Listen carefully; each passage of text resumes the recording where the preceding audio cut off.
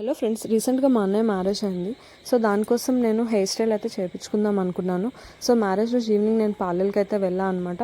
But నేను అక్కడ hair style అనేది చేయించుకుందామని వెళ్ళాను. కాకపోతే హెయిర్ స్టైల్ కాకుండా లూజ్ హెయిర్ పెట్టుకుంటేనే బాగుంటుందని చెప్పి నేను లూజ్ హెయిర్ కోసమే జస్ట్ బ్లో డ్రై అయితే చేయించాను అనమాట. దీనికోసం హెయిర్ అనేది కొంచెం కట్ చేయాల్సి వస్తుండే. నాకైతే కట్ చేయడం ఇష్టం లేదు, కానీ బట్ కట్ చేయాల్సిన అవసరం అయితే వచ్చింది. బ్లో డ్రైకి చిన్న చిన్న కర్ల్స్ వస్తేనే బాగుంటుంది. సో దానికోసం హెయిర్ కటింగ్ అయితే మ్యాండేటరీ అని చెప్పారు. సో నేను ఎక్కువ హీట్ అయితే పెట్టించలేదు నా హెయిర్కి, ఎందుకంటే హీట్ పెట్టిస్తే కనుక మనకి హెయిర్ అనేది డ్యామేజ్ అవుతుంది, హెయిర్ ఫాల్ కూడా కొంచెం ఎక్కువ అవుతుంది అనమాట.